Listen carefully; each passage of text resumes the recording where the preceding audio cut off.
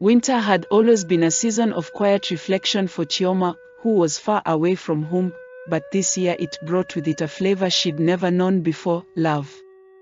In the heart of winter, when the chill of December descended upon the campus like an icy blanket, there was a certain magic in the air.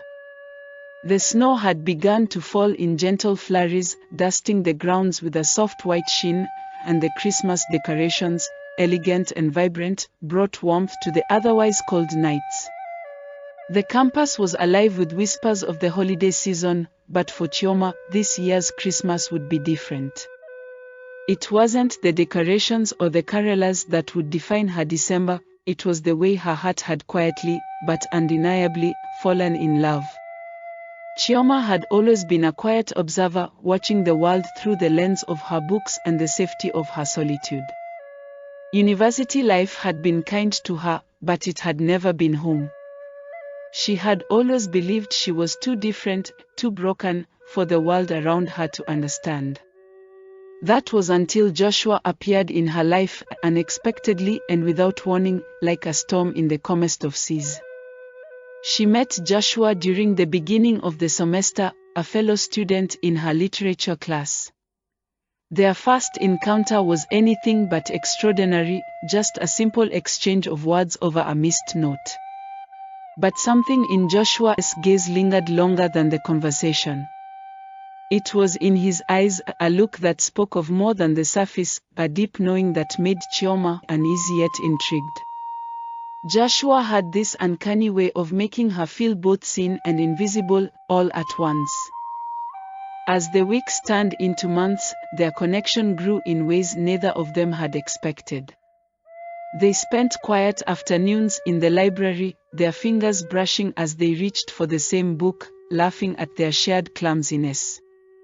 Late nights were spent walking along the campus pathways, talking about everything from dreams of the future to the little things that made them laugh.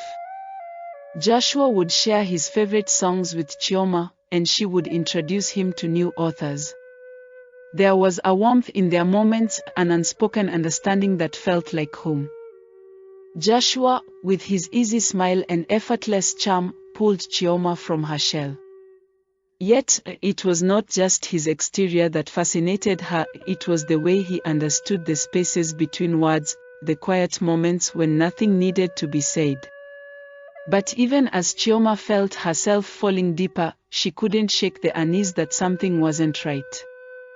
Joshua was perfect, too perfect. There were nights when he seemed distant, lost in thoughts that he wouldn't share, and moments when his eyes betrayed a sadness he never spoke of. Chioma, being Chioma, chose not to ask. She didn't want to ruin the delicate balance they had built, even though it ate her up. She often wondered whether Joshua saw her the way she saw him. Did he sense what she felt, or was it just a friendship to him? Then came the eve of the Christmas Gala, a university tradition where students dressed in elegant attire, danced under the twinkling lights, and celebrated the season of joy. Joshua, with his usual charisma, had invited Chioma. But this time, there was something more behind his invitation, something he had yet to tell her. That night, as the gala swirled around them, Chioma's heart was a cacophony of excitement and dread. She was in love with Joshua, that much she knew. But the question that had been gnawing at her, the question she had buried beneath her desire, was about to surface in a way she hadn't expected. Halfway through the night, as they danced beneath the soft glow of the chandeliers, Joshua's smile faltered. His hand tightened around hers, and for the first time, Chioma saw the cracks beneath his perfect exterior. "Chioma," he whispered, his voice trembling, "I have to tell you something." Before she could ask what, the room seemed to shrink around them. The air grew dense, thick with anticipation. Joshua's face, once calm, was now painted with fear. "I'm not who you think I am," he confessed, his voice barely above a whisper. "I've been running from something that I'm not proud of." Chioma, heart pounding, stepped back. "What do you mean?" What aren't you telling me? He looked around, his gaze darting to the crowded ballroom, and then back to her.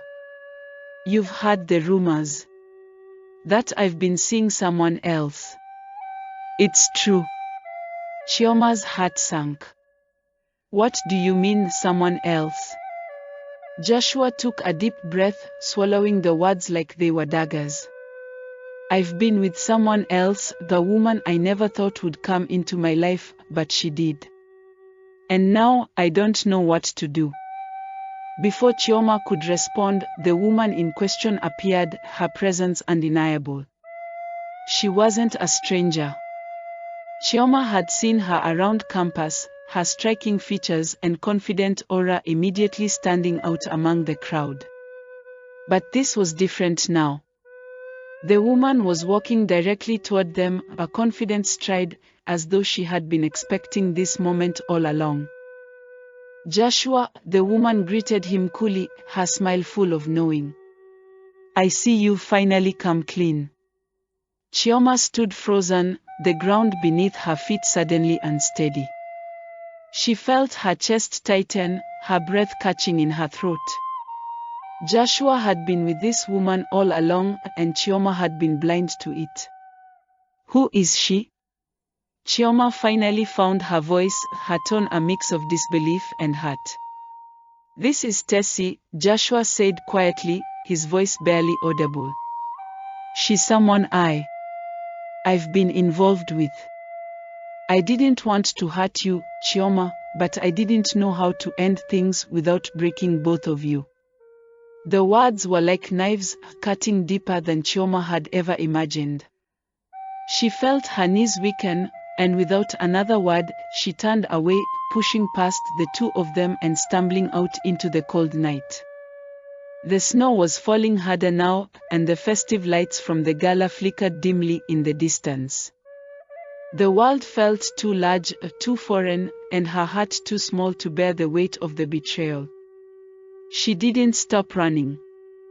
Through the campus, through the cold streets, past the glowing windows of buildings she had once called home.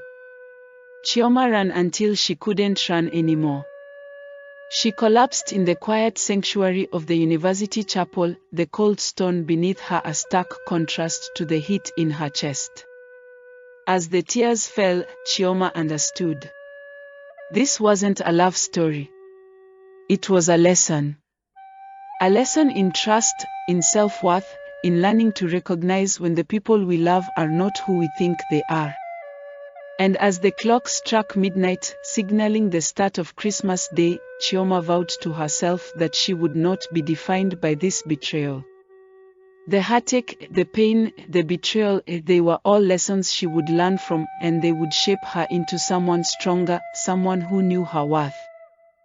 And so, with the snow still falling around her, Chioma took a deep breath and stepped into the world again, ready for whatever the future would bring. She was, after all, enough. It wasn't until after the new academic year began that Chioma found out that Joshua was at the time they met, in his final year, and that literature class they took together was a course he was reciting. If only Chioma had listened to her instincts earlier. Lovely viewers, sometimes, Christmas isn't about the gifts we give or the parties we attend. Sometimes, it's about letting go.